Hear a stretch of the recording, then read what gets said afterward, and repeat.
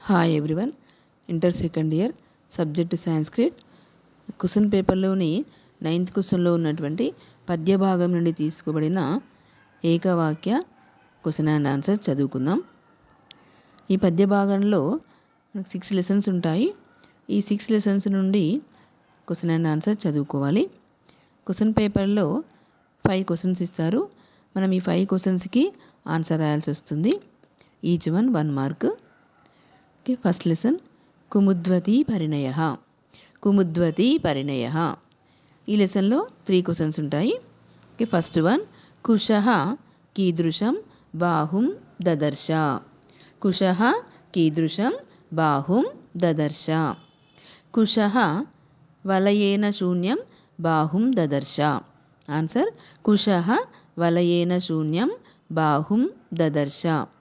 ఈ ఆన్సర్లో వలయేన శూన్యం అన్న వర్డ్స్ ప్రాక్టీస్ చేసుకుంటే సరిపోతుంది. నెక్స్ట్ సెకండ్ వన్ కుశః కిం అస్రం సమాదదే. కుశః కిం అస్రం సమాదదే.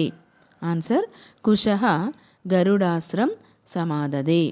కుశః గరుడాస్రం సమాదదే.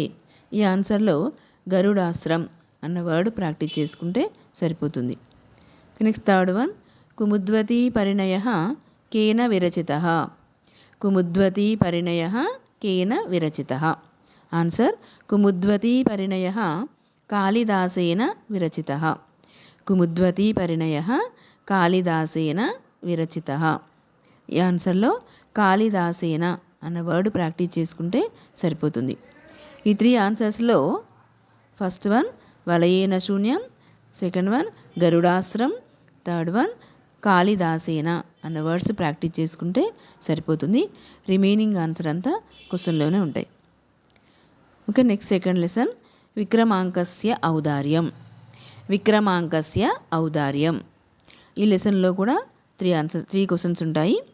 ఓకే, ఫస్ట్ వన్ నృపశ్రీః దునీవ కా దదాత్. నృపశ్రీః దునీవ కా దదాత్. ఆన్సర్ నృపశ్రీః దునీవ సాధారణతాం దదాత్. నృపశ్రీః దునీవ సాధారణతాం దదాత్. ఈ ఆన్సర్లో సాధారణతాం అన్న వర్డ్ ప్రాక్టీస్ చేసుకుంటే సరిపోతుంది. సెకండ్ వన్ రాజ్ఞే ఆహవమల్లాయ కః ప్రసన్నః. రాజ్ఞే ఆహవమల్లాయ కః ప్రసన్నః. ఆన్సర్ రాజ్ఞే ఆహవమల్లాయ భవానీదైతః ప్రసన్నః. రాజ్ఞే ఆహవమల్లాయ భవానీదైతః ప్రసన్నః.